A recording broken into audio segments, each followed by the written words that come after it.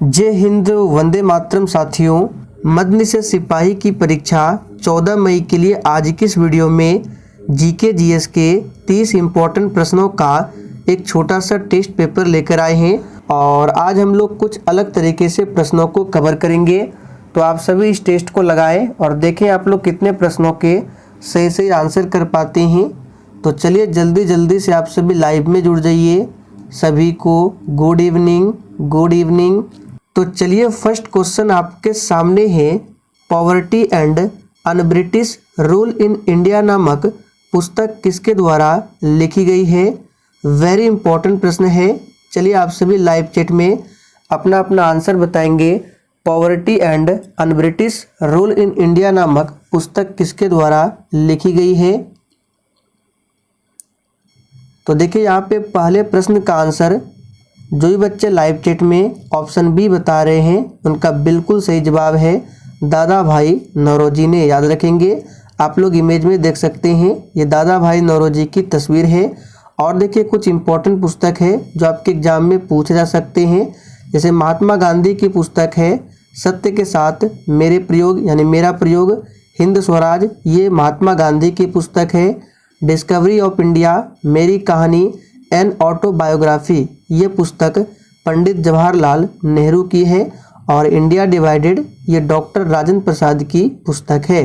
तो ये सभी इम्पोर्टेंट पुस्तक है, इसको ध्यान रखें, एग्जाम में पूछा जाएगा। दूसरा प्रश्न है 2024 में ग्रीष्मकालीन ओलंपिक का आयोजन कहाँ होगा? चलिए आप सभी दूसरे प्रश्न के लिए आंसर बताएंगे। ये करंट अफेयर्स के प्रश्न है। तो देखिए एग्जाम के लिए काफ़ी ज़्यादा इम्पोर्टेंट है, इसको अभी याद कर लीजिए। 2024 में ग्रीष्मकालीन ओलंपिक का आयोजन कहाँ होगा? तो आप लोग इमेज में देखकर भी आंसर बता सकते हैं, पेरिस में। तो याद रखिएगा फ्रांस के पेरिस में। तो सी ऑप्शन जो ही बच्चे दिए हैं उनका बिल्कुल सही जवाब है। आगे देखिए, टोडा जनजाति किस राज्य में पाया जाता है? चलिए आप सभी तीसरे प्रश्न के लिए आंसर बताएंगे। बिल्कुल एग्जाम में छपने वाला प्रश्न है, टोडा जनजाति किस राज्य में पाया जाता है? तो देखिए यहाँ पर ऑप्शन में राज्यों के नाम दिए हुए हैं। कभी कभी ऑप्शन में राज्यों के नाम नहीं दिए रहते हैं, यहाँ पर क्षेत्र का नाम दिया होता है। तो यहाँ पे टोडा जनजाति जो है ये तमिलनाडु राज्य में पाया जाता है। तो बी ऑप्शन जो ही बच्चे दिए हैं बिल्कुल सही जवाब है। और देखिए अगर राज्यों के नाम नहीं दिए हो तो आपको आंसर क्या करना है? नीलगिरी पहाड़ी क्षेत्र। टोडा जनजाति का जो निवास स्थान है ये नीलगिरी पहाड़ी क्षेत्र है। आप लोग यहाँ इमेज में देख सकते हैं, यहाँ पर देखिए ये है नीलगिरी पहाड़ी। और एग्जाम में प्रश्न ये बनता है जहाँ पर पूर्वी घाट और पश्चिमी घाट मिलते हैं वहाँ पर कौन सी पहाड़ी है? तो यही नीलगिरी की पहाड़ी है। और नीलगिरी पहाड़ी की सबसे ऊंची चोटी है, यहाँ पे देख सकते हैं, ये है दोदा बेटा। तो याद रखिएगा नीलगिरी पहाड़ी की सबसे ऊंची चोटी क्या है? दोदा बेटा। और यहाँ से प्रश्न बनता है दक्षिण भारत की सबसे ऊंची चोटी क्या है? तो यहाँ पर देख सकते हैं अनाईमुड़ी, ये दक्षिण भारत की सबसे ऊंची चोटी है जो कि अन्नामलाई पर्वत पर स्थित है। याद रखिएगा अनाईमुड़ी ये किस पर्वत पर है? तो अन्नामलाई पर्वत पर। यहाँ पे देखिए लिखा हुआ है दक्षिण भारत की सबसे ऊंची चोटी अनाईमुड़ी है जो अन्नामलाई पर्वत पर स्थित है। आगे देखिए, शुद्ध सोना कितने कैरेट का होता है?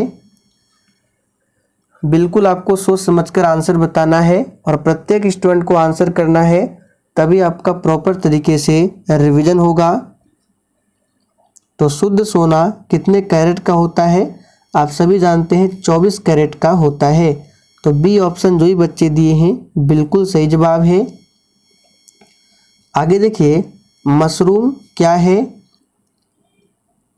चलिए 5 के लिए फटाफट से आंसर बताएंगे। आप लोग यहाँ तस्वीर देख सकते हैं, ये मशरूम है। तो मशरूम क्या है? याद रखिएगा मशरूम जो है एक प्रकार का कवक है यानी फंगस है। तो सी ऑप्शन जो ही बच्चे दिए हैं बिल्कुल सही जवाब है। अब देखिए एग्जाम में पूछा जा सकता है कवक का अध्ययन क्या कहलाता है? माइकोलॉजी। और एक पूछा जाता है शैवाल का अध्ययन क्या कहलाता है? तो याद रखिएगा फाइकोलॉजी। यहाँ पे साइकोलॉजी नहीं होगा, शैवाल का अध्ययन फाइकोलॉजी और कवक का अध्ययन माइकोलॉजी, ध्यान रखेंगे। आगे देखिए, मोटर गाड़ी के हेडलाइट में किस दर्पण का इस्तेमाल किया जाता है? चलिए आप सभी 6 के लिए फटाफट से आंसर बताएंगे। यहाँ आप लोग इमेज में भी देख सकते हैं, कोई भी मोटर गाड़ी हो जो हेडलाइट होता है, यहाँ पर किस दर्पण का इस्तेमाल होता है? तो अभी याद कर लीजिए, अवतल दर्पण का उपयोग होता है। और मोटर गाड़ी के जो साइड मिरर है, जो पीछे देखने के लिए उपयोग किया जाता है दर्पण का, उसमें उत्तल दर्पण होता है। तो दोनों फैक्ट को ध्यान रखेंगे। आगे देखिए, जैव विविधता दिवस प्रतिवर्ष किस तिथि को मनाया जाता है? चलिए आप सभी 7 के लिए आंसर बताएंगे। और देखिए, दिवस से संबंधित आपके एग्जाम में एक प्रश्न जरूर पूछे जाएंगे।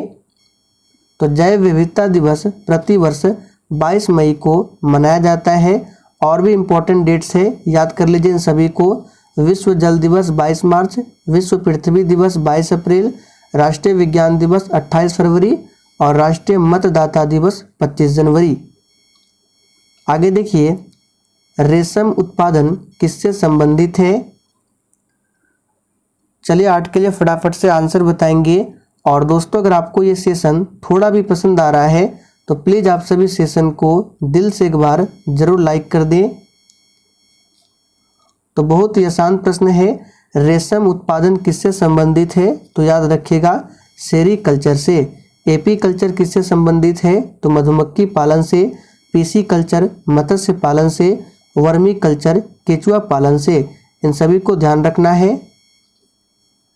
हिंद स्वराज पुस्तक के लेखक कौन है? चलिए आप सभी 9 के लिए फटाफट से आंसर बताएंगे। हिंद स्वराज पुस्तक के लेखक कौन है? तो यहाँ पर इस प्रश्न का आंसर क्या हो जाएगा? तो याद रखिएगा, हिंद स्वराज पुस्तक के लेखक है महात्मा गांधी। हमने आपको शुरुआत में ही बताया था। तो सही जवाब है बी ऑप्शन, महात्मा गांधी। देखिए, महात्मा गांधी ने सत्याग्रह का सबसे पहला प्रयोग कहाँ किया था? तो याद रखिएगा, दक्षिण अफ्रीका में। गांधी जी दक्षिण अफ्रीका से भारत कब लौटे थे? 9 जनवरी 1915 को। और इसीलिए प्रत्येक वर्ष 9 जनवरी को भारतीय प्रवासी दिवस मनाया जाता है। इन सभी फैक्ट को ध्यान रखेंगे। कौन सा विटामिन रक्त का थक्का जमाने में मदद करता है? चलिए 10 के लिए फटाफट से आंसर बताएंगे। और देखिए, जितने भी स्टूडेंट चैनल पर पहली बार आए हैं, आपको स्क्रीन पर इस चैनल का क्लास टाइमिंग शो हो रहा होगा। तो आप लोग स्क्रीनशॉट ले लीजिए और डेली क्लास अटेंड कीजिए। तो कौन सा विटामिन रक्त का थक्का जमाने में मदद करता है? तो यहाँ पर जो भी बच्चे डी बता रहे हैं, उनका बिल्कुल सही जवाब है विटामिन के, याद रखिएगा। और देखिए, विटामिन के का रासायनिक नाम बता देते हैं, तो इन सभी को याद कर लीजिए। विटामिन के का रासायनिक नाम है फिलोक्विनोन। और एक पूछा जाता है, किस विटामिन में कोबाल्ट पाया जाता है? तो विटामिन B12 में कोबाल्ट धातु पाया जाता है। विटामिन सी का रासायनिक नाम क्या है? तो एस्कॉर्बिक एसिड, और इसकी कमी से स्कर्वी रोग। विटामिन डी का रासायनिक नाम कैल्सीफेरॉल, इसकी कमी से रिकेट्स रोग। इन सभी फैक्ट को याद रखेंगे। आगे देखिए, विश्व स्वास्थ्य दिवस प्रतिवर्ष किस तिथि को मनाया जाता है? चलिए 11 के लिए फटाफट से आंसर बताएंगे। और दोस्तों, आप लोग सेशन को शेयर नहीं करते हैं, तो प्लीज़ आप सभी से रिक्वेस्ट है, सेशन अगर आपको थोड़ा भी पसंद आता है तो सेशन को दोस्तों के साथ जरूर शेयर करें।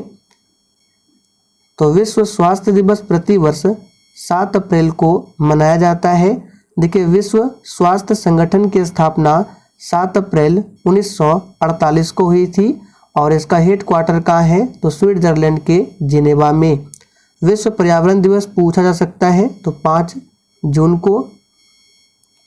आगे देखिए, चावल में मुख्य रूप से क्या पाया जाता है? चलिए 12 के लिए फटाफट से आंसर बताएंगे। चावल में मुख्य रूप से क्या पाया जाता है? तो बिल्कुल सही आंसर दिए हैं, चावल में मुख्य रूप से कार्बोहाइड्रेट पाया जाता है। तो बी ऑप्शन जो ही बच्चे दिए हैं बिल्कुल सही जवाब है। सोयाबीन में मुख्य रूप से क्या पाया जाता है? तो प्रोटीन, याद रखिएगा। और चावल में कार्बोहाइड्रेट। प्रोटीन की कमी से कौन सी बीमारी होती है? तो क्वाशियोरकर बीमारी होती है। कंबाला खेल किससे संबंधित है?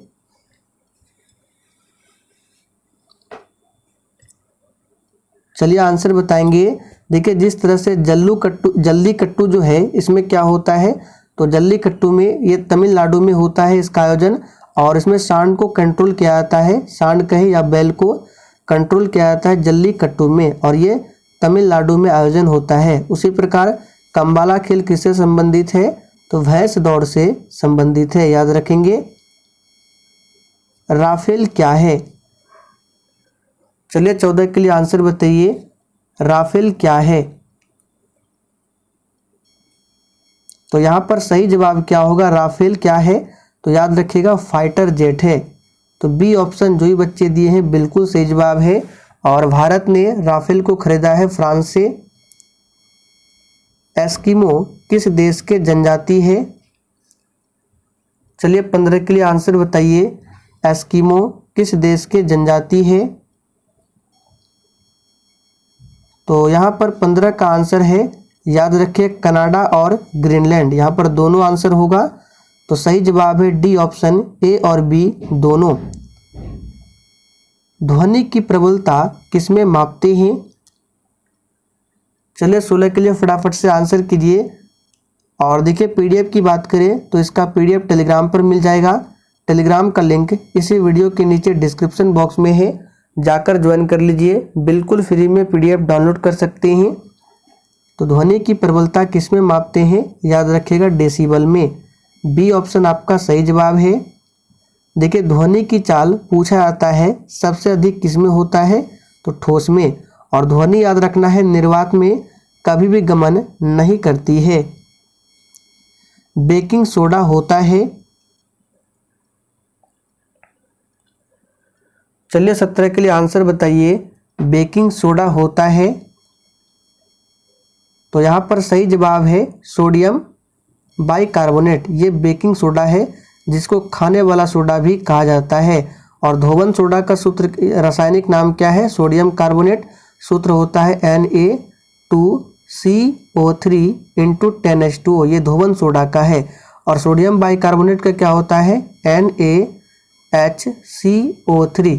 और एक पूछा जाता है कास्टिक सोडा, जिसका सूत्र होता है NaOH, सोडियम हाइड्रोक्साइड।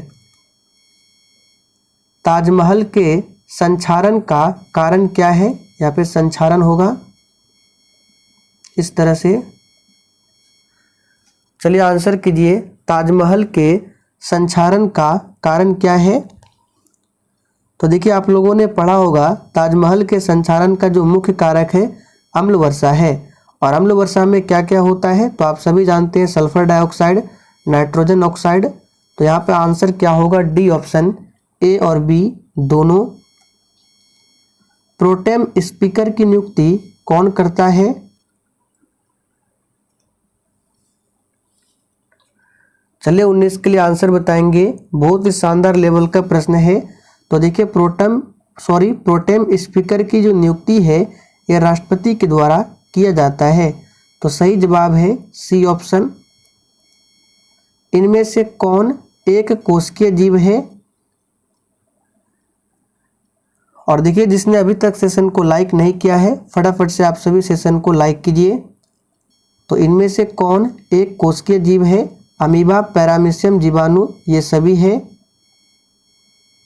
बिहार राज्य का क्षेत्रफल कितना है? चलिए 21 के लिए आप सभी आंसर बताएंगे, बिहार राज्य का क्षेत्रफल कितना है?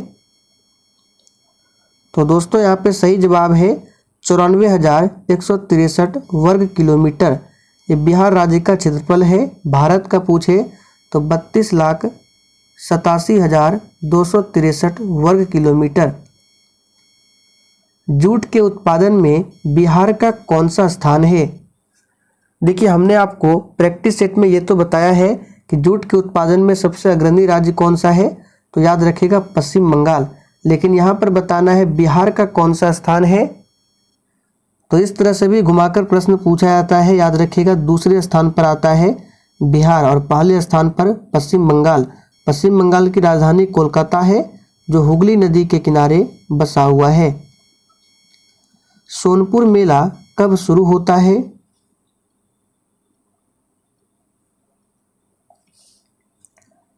देखिए, सोनपुर मेला जो है नवंबर दिसंबर यानी कार्तिक हो जाएगा। आंसर डी होगा, कार्तिक मास में। रॉयल बंगाल टाइगर कहाँ पाया जाता है? चलिए 24 के लिए आंसर बताएंगे। और अगर आपसे पूछा जाए सबसे अधिक बाघ कहाँ पर है, तो मध्य प्रदेश में। इसलिए मध्य प्रदेश को टाइगर स्टेट के नाम से भी जाना जाता है। लेकिन रॉयल बंगाल टाइगर पूछे तो आंसर हो जाएगा पश्चिम बंगाल।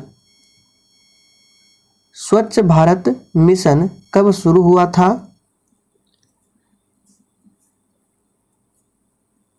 तो दोस्तों ध्यान दीजिए, स्वच्छ भारत मिशन ये शुरू हुआ था कब?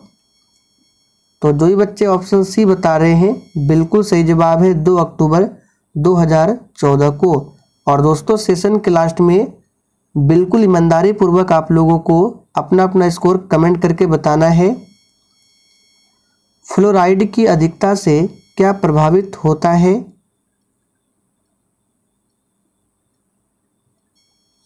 तो देखिए, फ्लोराइड की अधिकता से अस्थि और दांत ये दोनों प्रभावित होता है। तो सही जवाब है डी ऑप्शन। कान्हा किसली राष्ट्रीय उद्यान किस राज्य में स्थित है?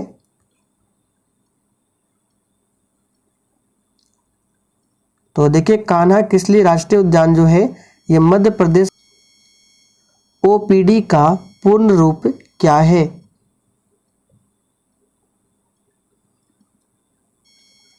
तो चलिए बता देते हैं, ओपीडी का पूर्ण रूप होता है आउट पेशेंट डिपार्टमेंट। यहाँ पर ए ऑप्शन आपका सही जवाब है।